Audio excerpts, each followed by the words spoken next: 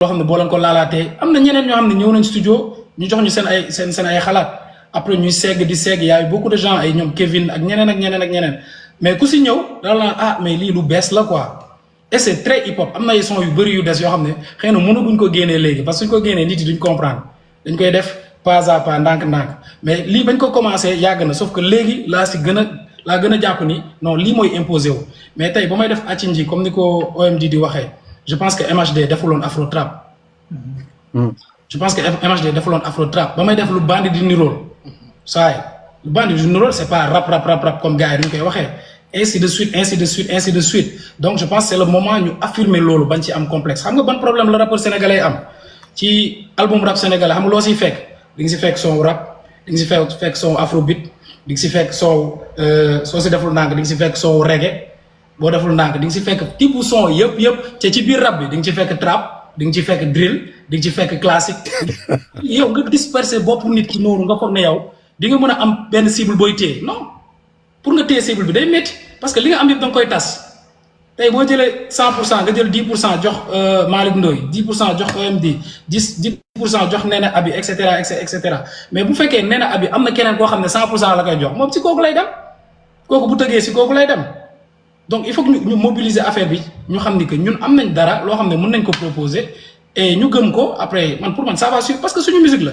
si lañ suñu ay ngénte yi si lañ ko doon teg suñu soxna yi bu ñu amee ay xew moom moo fay daw et cetera et ñun sax bu ñu fa fekkee dañ koy fecc léegi nag bu ñu solee mbubbu rappeur bi nekk fii di jaay ay kii non ay sénégalais lañ avant tout après oui combat boobu noonu commencé naa ko porter depuis ay weer si ginnaaw et depuis ba ma génnee single bii nii na gaa yi xam ne maa ngi seen kaw si style boobu noonu et am nañu naan taasu la côté si refrain bu may naan gundan ndaj mais est-ce que ñu ngi fàttaliku def ko sa profil mbaa sa couverture mais loolu rythme taasu la je veux pas dire que dama bëgg def taasu mais xam naa ni soo nee def ko sa profil mbaa sa couverture sénégalais bi da koy jàpp te rythme ku sénégalais la donc il faut nga jox ko moom li mu moom et pourtant ça se limite au refrain mais ci couplet yi da ngay sentir day rap donc da ngay xam nooy defee sa direction xam nooy jaayee sa marchandise c'est juste ça il faut pas que ñu complexer parce que danaan taj sa gundan ndaj alors que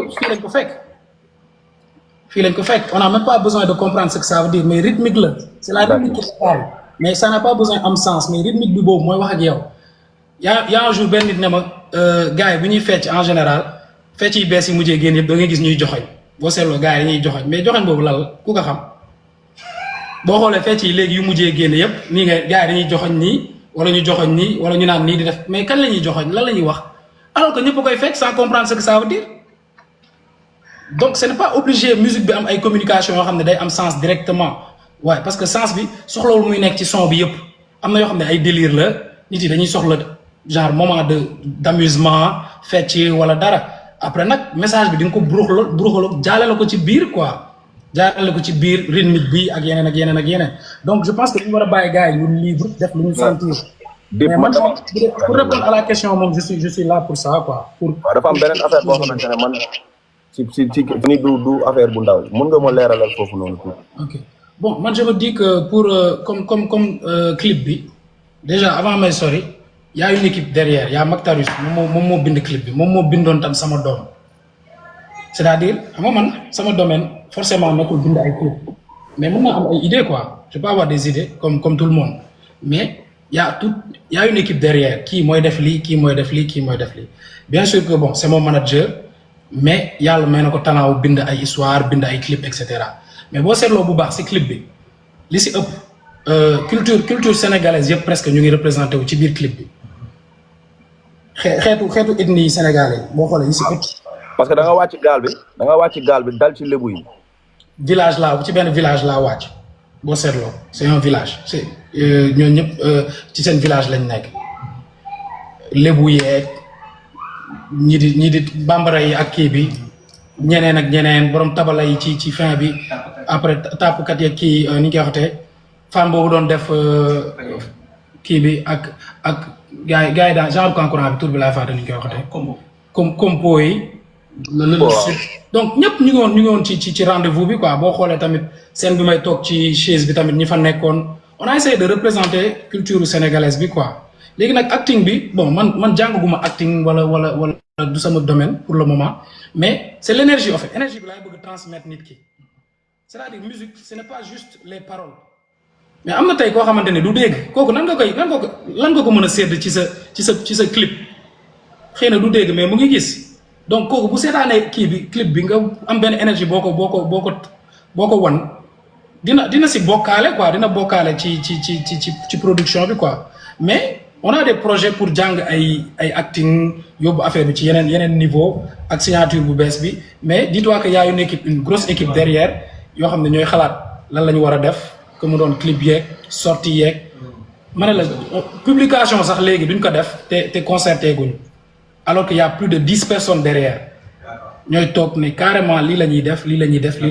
publication laa la wax photo bu gën a ndaw donc nga war a xam ne c'est du sérieux quoi. D'accord. Beneen question rek. Aujourd'hui, Sony Music, de par l'histoire, de par la zone géographique, on a toujours été très proche de la Côte d'Ivoire et des pays limitrophes.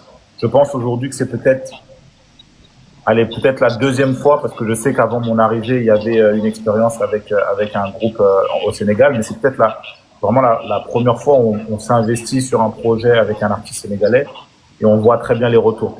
On voit que la fanbase est forte, on voit que le soutien il est réel et on voit que justement on peut travailler sur ça avec lui pour essayer de driver tout ça vers quelque chose de différent. Donc ça c'est une très bonne chose, c'est une agréable surprise pour nous de voir comment le peuple a répondu présent pour son retour.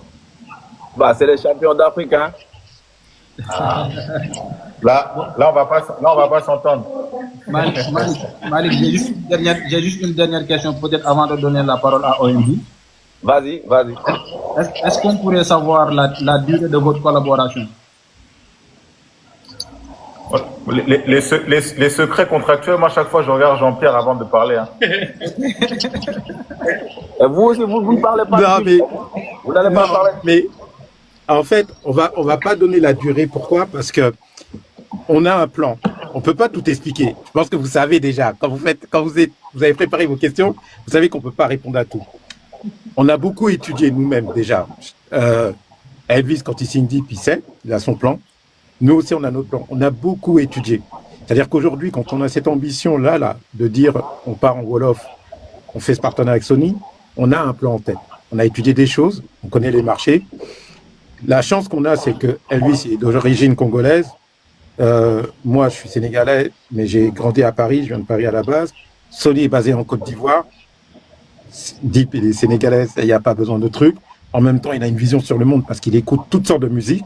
Parce que quand on parle Deep et moi, on parle de toutes les musiques. Et c'est tout ça, en fait. C'est de tout ça dont va venir la force, parce qu'on va venir tous avec nos influences. On va amener les choses. Moi, mon Wolof, il est yark. Il est à terre. Mais si vous saviez comment je donne de l'importance au punchline, au sens des mots, au texte, au truc, tout ça, comment on débat, comment on essaie même de créer un côté rap genius dans les textes. Deep, il sait déjà. À chaque fois, je fatigue. Tout comprendre, tout le temps, j'essaie de tout comprendre. Ah, moi, le texte, c'est très, très important. Donc, il y a beaucoup de choses qu'on a étudiées, qu'on a un truc.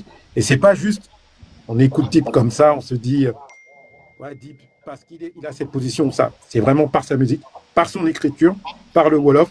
On sait qu'on peut faire plein de choses. On a beaucoup étudié, on a beaucoup travaillé. Vous allez voir des choses vous-même. Il y a des choses qui vont être de plus en plus parlantes. Nous-mêmes, on est pressés, en fait, de vous raconter, mais on peut pas. Il y a des morceaux, on aurait voulu sortir depuis longtemps. On peut pas. Il y a plein de choses, nous-mêmes, on est pressés. Mais voilà, quoi, pour dire que on a cette ambition et que de toute façon, on n'a pas de pression non plus. Parce que qu'est-ce qu'on a à perdre?